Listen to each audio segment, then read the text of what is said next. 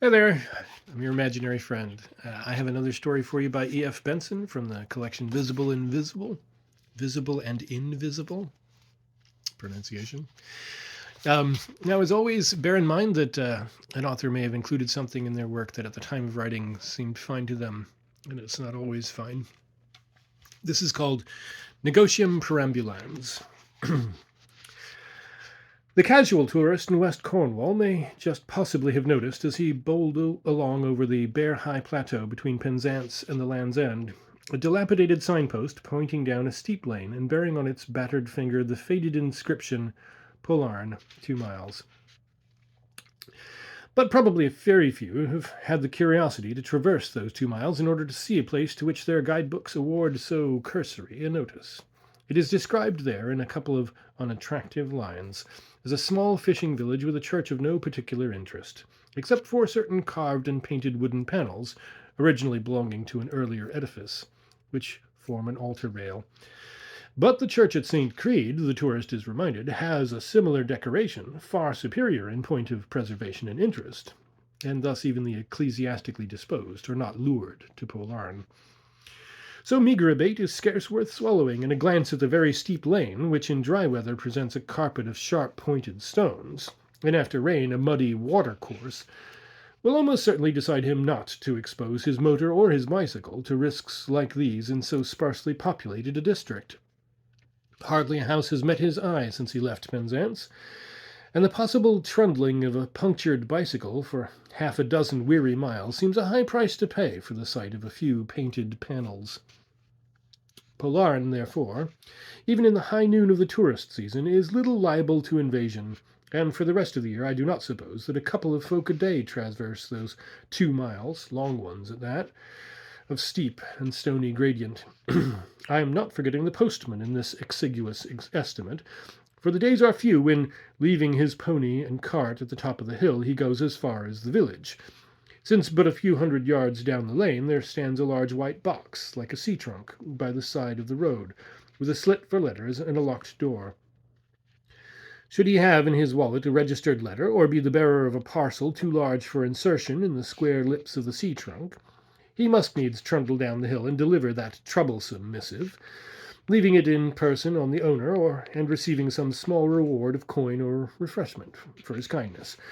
But such occasions are rare, and his general routine is to take out of the box such letters as may have been deposited there, and insert in their place such letters as he has brought. These will be called for perhaps that day, or perhaps the next, by an emissary from the Polarn post office. As for the fishermen of the place, who in their export trade constitute the chief link of movement between Polarn and the outside world, they would not dream of taking their catch up the steep lane, and so with 6 miles farther of travel to the market at Penzance. The sea route is shorter and easier, and they deliver their wares to the pierhead. Thus, though the sole industry of Polarn is sea fishing, you will get no fish there, unless you have bespoken your requirements to one of the fishermen. Back home the trawlers as empty as a haunted house. Back come the trawlers as empty as a haunted house, while their spoils are in the fish train that is speeding to London. Such isolation of a little community, continued as it has been for centuries, produces isolation in the individual as well, and nowhere will you find greater independence of character than among the people of Polarn. But they are linked together, so it has always seemed to me, by some mysterious comprehension. It is as if they had all been initiated into some ancient rite, inspired and framed by forces visible and invisible. The winter storms that batter the coast, the vernal spell of the spring, the hot, still summers, the season of rains and autumnal decay, have made a spell which, line by line, has been communicated to them concerning the powers, evil and good, that rule the world, and manifest themselves in ways benignant or terrible. I came to Polarn first at the age of 10, a small boy, weak and sickly, and threatened with pulmonary trouble. My father's business kept him in London, while for me abundance of fresh air and a mild climate were considered essential conditions if I was to grow to manhood. His sister had married the vicar of Polarn, Richard Bolitho, himself native to the place, and it came about that I spent 3 years as a paying guest with my relations. Richard Bolitho owned a fine house in the place, which he inhabited in preference to the vicarage which he let to a young artist, John Evans, on whom the spell of Polarn had fallen, for from year's beginning to year's end he never left it. It was a solid roofed shelter, open on one side to the air, built for me in the garden, and here I lived and slept, passing scarcely 1 hour out of 24 behind walls and windows.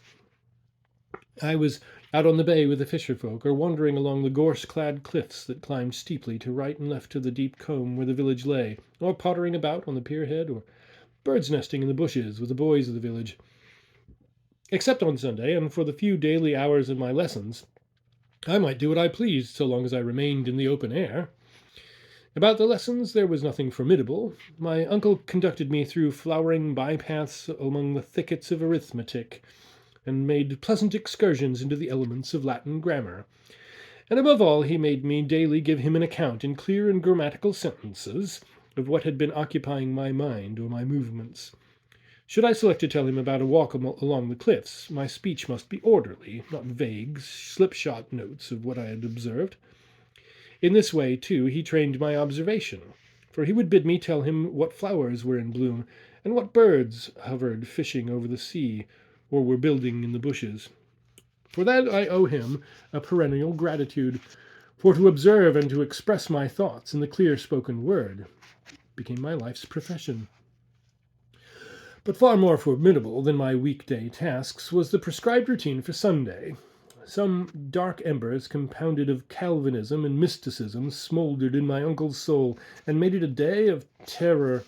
His sermon in the morning scorched us with a foretaste of the eternal fires reserved for unrepentant sinners, and he was hardly less terrifying at the children's service in the afternoon. Well do I remember his exposition of the doctrine of guardian angels. A child, he said, might think himself secure in such angelic care, but let him beware of committing any of those numerous offences which would cause his guardian to turn his face from him, for as sure as there were angels to protect us, there were also evil and awful presences which were ready to pounce, and on them he dwelt with peculiar gusto. Well, too, do I remember in the morning sermon his commentary on the carved panels of the altar rails, to which I have already alluded. There was the angel of the Annunciation there, and the angel of the Resurrection, but not less was there the Witch of Endor, and on the fourth panel, the scene that concerned me most of all, this fourth panel, he came down from his pulpit to trace its time-worn features, represented the lich gate of the churchyard at Polarn itself. Indeed, the resemblance, when thus pointed out, was remarkable. In the entry stood the figure of a robed priest holding up a cross, with which he faced a terrible creature, like a gigantic slug that reared itself up in front of him. That, so ran my uncle's interpretation, was some evil agency, such as he had spoken about to us children, of almost infinite malignity and power, which could alone be combated by firm faith and a pure heart. Below ran the legend, Negotium Perambulans in tenebris, from the 91st Psalm. We should find it translated there, the pestilence that walketh in darkness, which but feebly rendered the Latin. It was more deadly to the soul than any pestilence that can only kill the body. It was the thing, the creature, the business that trafficked in the outer darkness, the minister of God's wrath on the unrighteous. I could see as he spoke the looks which the congregation exchanged with each other, and knew that his words were evoking a surmise, a remembrance. Nods and whispers passed between them. They understood to what he alluded, and with the inquisitiveness of boyhood I could not rest till I had wormed the story out of my friends among the fisher boys, as next morning we sat basking and naked in the sun after our bathe. One knew a bit of it, and one another, but it was pieced together into a truly alarming legend. In bald outline, it was as follows. A church far more ancient than that in which my uncle terrified us every Sunday had once stood not 300 yards away, on the shelf of level ground below the quarry, from which its stones were hewn. The owner of the land had pulled this down and erected for himself a house on the same site out of these materials, keeping in a very ecstasy of wickedness the altar, and on this he dined and played dice afterwards. But as he grew old, some black melancholy seized him, and he would have lights burning there all night, for he had deadly fear of the darkness. On one winter evening there sprang up such a gale as was never known before, which broke in the windows of the room where he had supped and extinguished the lamps. Yells of terror brought in his servants, who found him lying on the floor with the blood streaming from his throat. As they entered, some huge black shadow seemed to move away from him, crawled across the floor and up the wall and out of the broken window. "There he lay a-dying," said the last of my informants, "and him that had been a great burly man was withered to a bag o' skin, for the critter had drained all the blood from him. His last breath was a scream, and he hollered out the same words as parson read off the screen." "Negotium Perambulans in tenebris," I suggested eagerly. "Thereabouts. Latin, anyhow." "And after that?" I asked. "Nobody would go near the place, and the old house rotted and fell in ruins till 3 years ago, when along comes Mr. Doolis from Penzance and built the half of it up again. But he don't take care about such critters, nor about Latin neither. He takes his bottle of whiskey a day and gets drunk's a lord in the evening. I'm going home to my dinner." Whatever the authenticity of the legend, I had certainly heard the truth about Mr. Doolis from Penzance, who from that day became an object of keen curiosity on my part, the more so because the quarry house adjoined my uncle's garden. The thing that walked in the dark failed to stir my imagination, and already I was so used to sleeping alone in my shelter that the night had no terrors for me. But it would be intensely exciting to wake at some timeless hour and hear Mr. Doolis yelling, and conjecture that the thing had got him. But by degrees the whole story faded from my mind, overscored by the more vivid interests of the day, and for the last 2 years of my outdoor life in the vicarage garden I seldom thought about Mr. Doolis and the possible fate that might await him for his temerity in living in the place where that thing of darkness had done business. Occasionally I saw him over the garden fence, a great yellow lump of a man with slow and swaggering gait, but never did I set eyes on him outside his gate, either in the village street or down on the beach. He interfered with none, and no one interfered with him. If he wanted to run the risk of being the prey of the legendary nocturnal monster, or quietly drink himself to death, it was his affair. My uncle, so I gathered, had made several attempts to see him when first he came to live at Pollarn, but Mr. Doolis appeared to have no use for parsons, but said he was not at home, and never returned the call.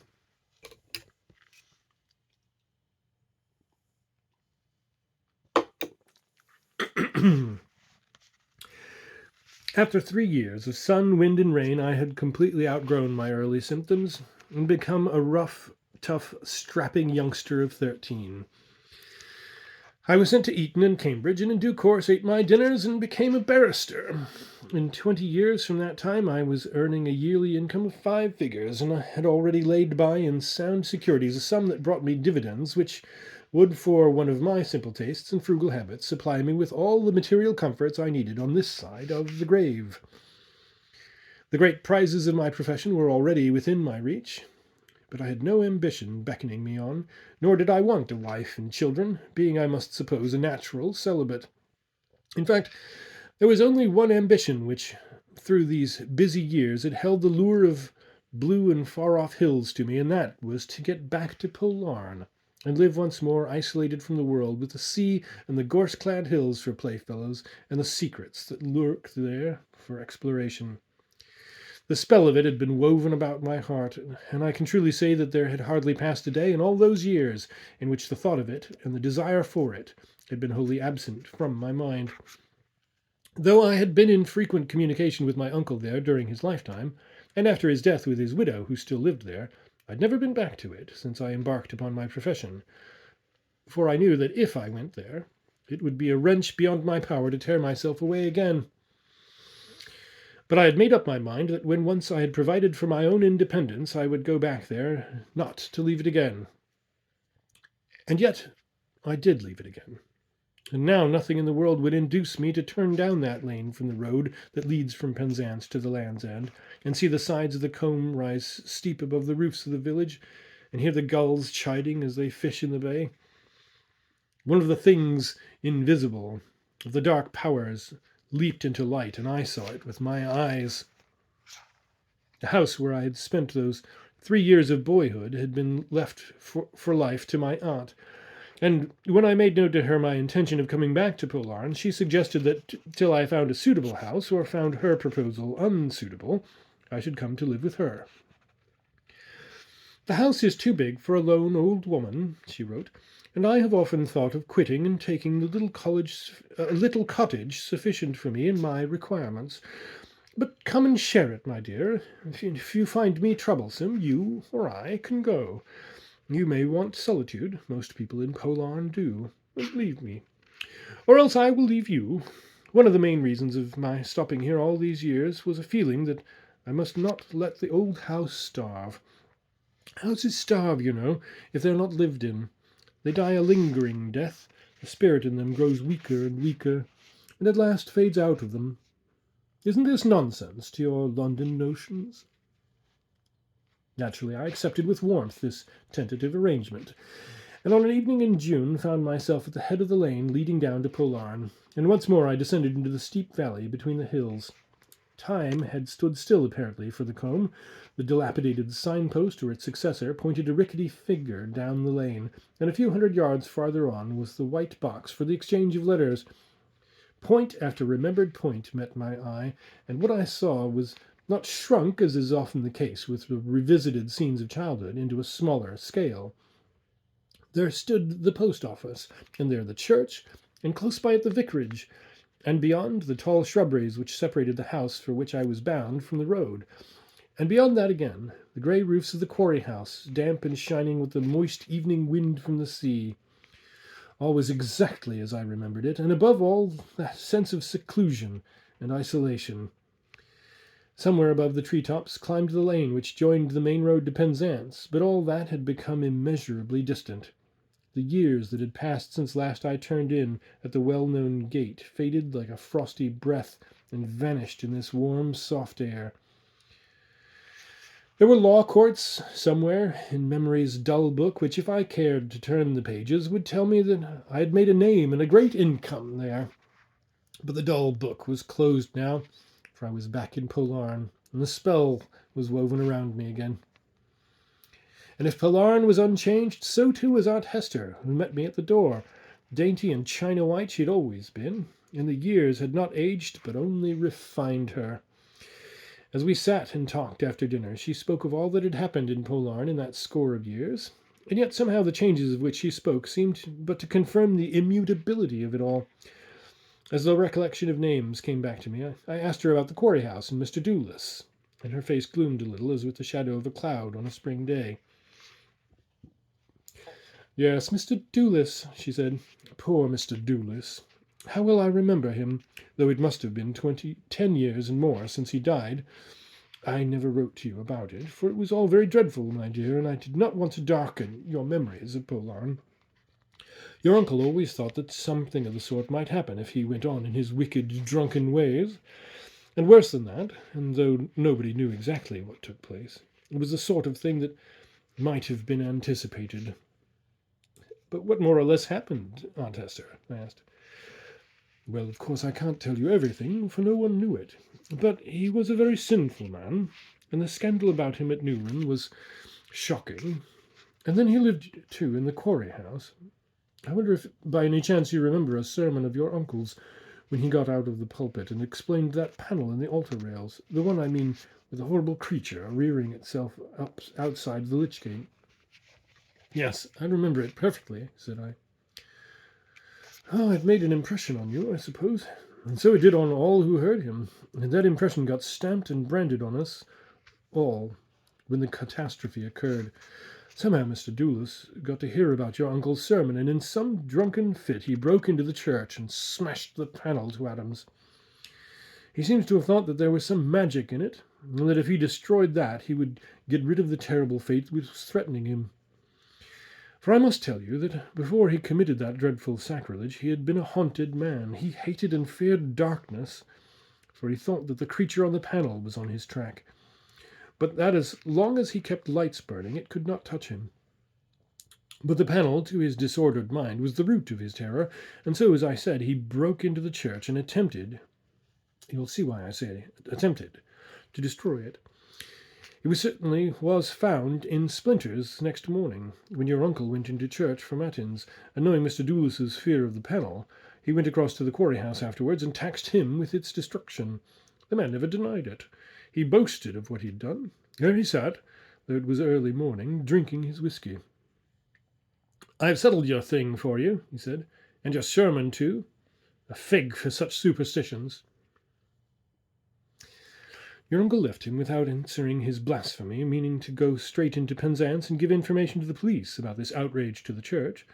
But on his way back from the quarry house, he went into the church again in order to be able to give details about the damage. And therein the screen was the panel, untouched and uninjured. And yet he had himself seen it smashed, and Mr. Doulis had confessed that the destruction of it was his work. But there it was, and whether the power of God had mended it, or some other power, who knows? This was Polarn indeed, and it was the spirit of Polarn that made me accept all Aunt Hester was telling me as a tested fact. It had happened like that. She went on in her quiet voice. Your uncle recognized that some power beyond police was at work, and he did not go to Penzance or give information about the outrage, for the evidence of it had vanished. A sudden spate of skepticism swept over me. "There must have been some mistake," I said. "It hadn't been broken." She smiled.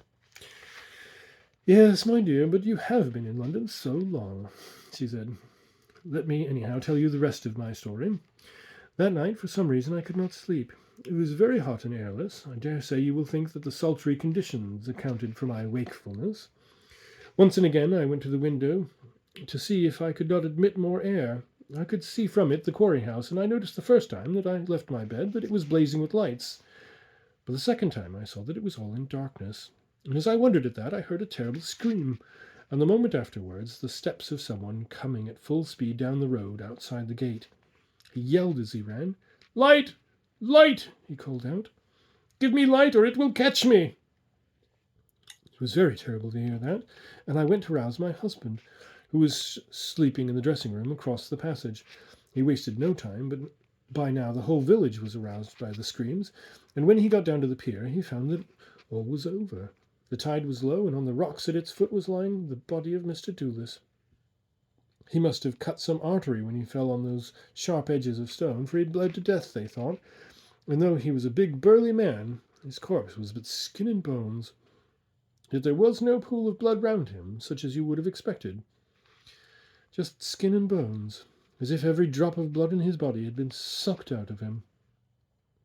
She leaned forward. "You and I, my dear, know what happened," she said, "or at least can guess. God has his instruments of vengeance on those who bring wickedness into places that have been holy. Dark and mysterious are his ways." Now, what I should have thought of such a story if it had been told me in London, I can easily imagine. There was such an obvious explanation. The man in question had been a drunkard. What wonder if the demons of delirium pursued him? But here in Polarn, it was different. "And who's in the quarry house now?" I asked. "Years ago, the Fisher boys told me the story of the man who first built it, and of his horrible end. And now again it has happened. Surely no one has ventured to inhabit it once more." I saw in her face, even before I asked that question, that somebody had done so. "Yes, it is lived in again," said she, "for as though there is no end to the blindness. I don't know if you remember him. He was tenant of the vicarage many years ago." "John Evans?" said I. "Yes, such a nice fellow he was, too. Your uncle was pleased to get so good a tenant. And now—" She rose. "Aunt Hester, you shouldn't leave your sentences unfinished," I said. She shook her head. "Oh dear, that sentence will finish itself," she said. "But what a time of night! I must go to bed, and you too. They will think we have to keep our lights burning here through the dark hours." Before getting into bed, I drew my curtains wide and opened all the windows to the warm tide of the sea air that flowed softly in. Looking out into the garden, I could see in the moonlight the roof of the shelter, in which for 3 years I had lived, gleaming with dew.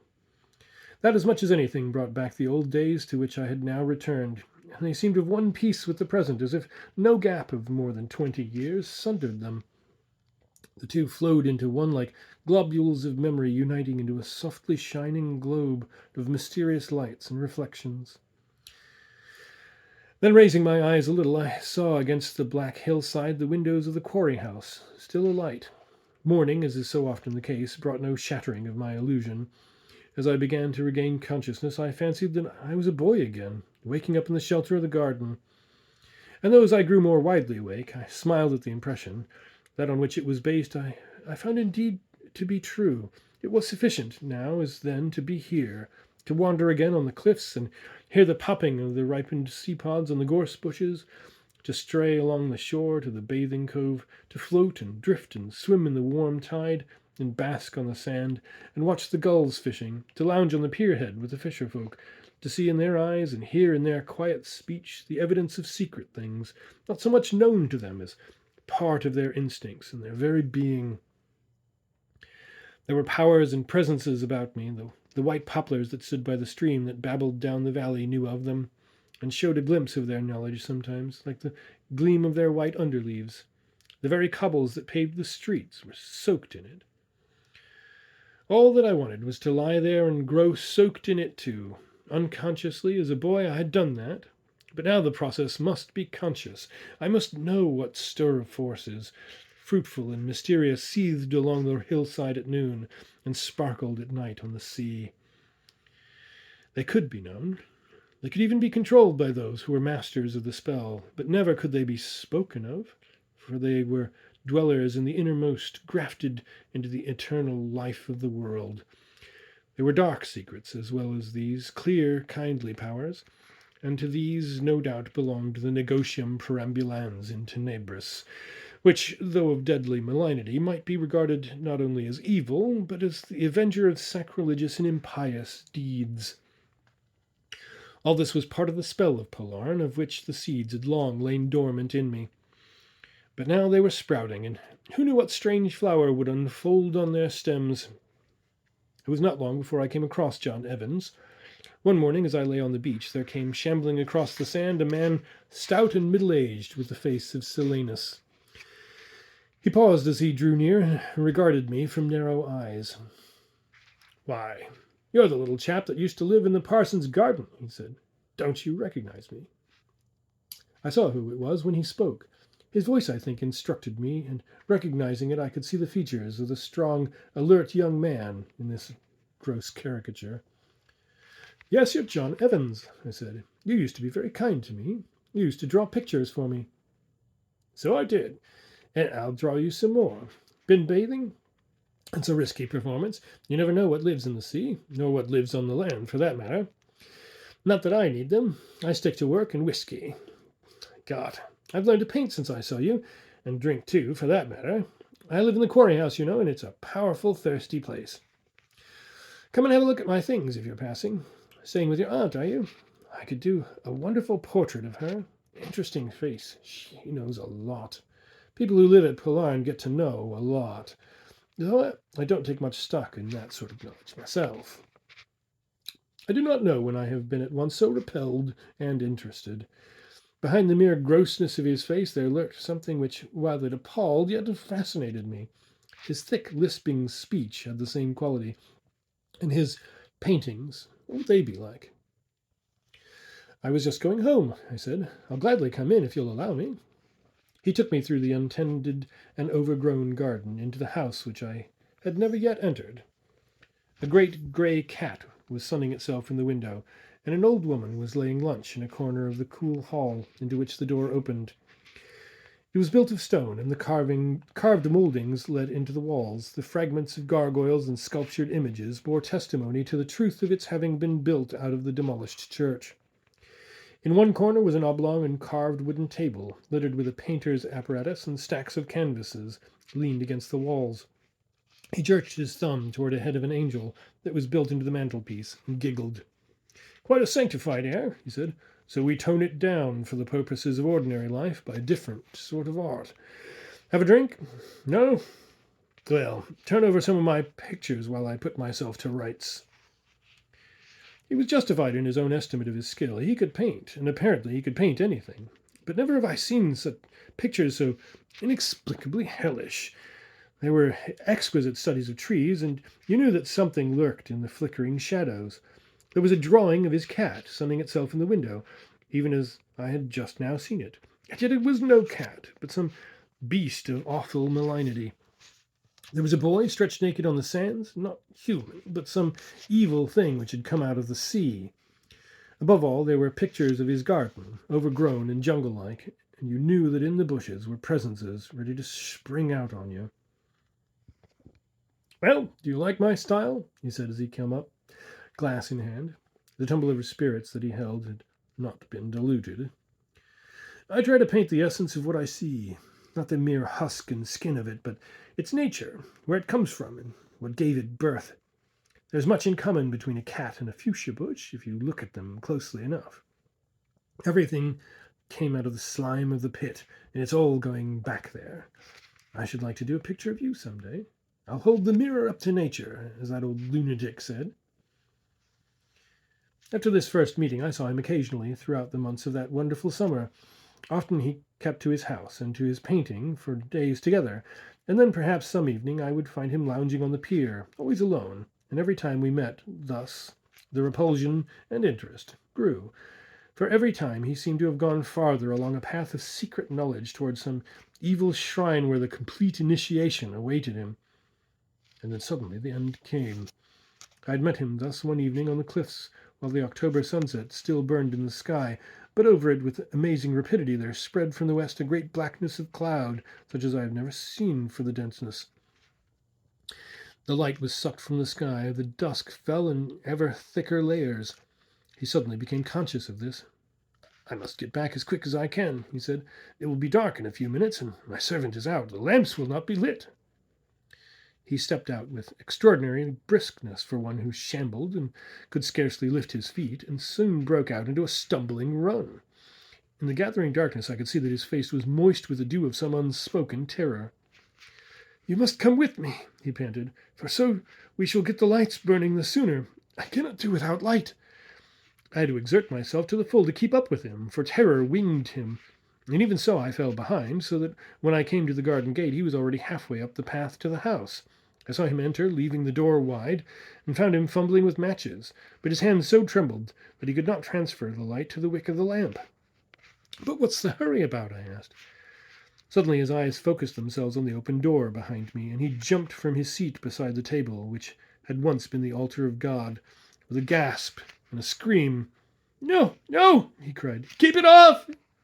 I turned and saw what he had seen. The thing had entered, and now was swiftly sliding across the floor towards him like some gigantic caterpillar. A stale phosphorescent light came from it, for though the dusk had grown to blackness outside, I could see it quite distinctly in the awful light of its own presence. From it, too, there came an odor of corruption and decay, as from slime that has long lain below water. It seemed to have no head, but on the front of it was an orifice of puckered skin which opened and shut and slavered at the edges. It was hairless and slug-like in shape and in texture. As it advanced, its forepart reared itself from the ground like a snake about to strike, and it fastened on him. And that sight, and with the yells of his agony in my ears, the panic which had struck me relaxed into a hopeless courage, and with palsied, impotent hands I tried to lay hold of the thing. But I could not. Though something material was there, it was impossible to grasp it. My hands sunk in it as in thick mud. It was like wrestling with a nightmare. I think that but a few seconds elapsed before all was over. The screams of the wretched man sank to moans and mutterings as the thing fell on him. He panted once or twice and was still.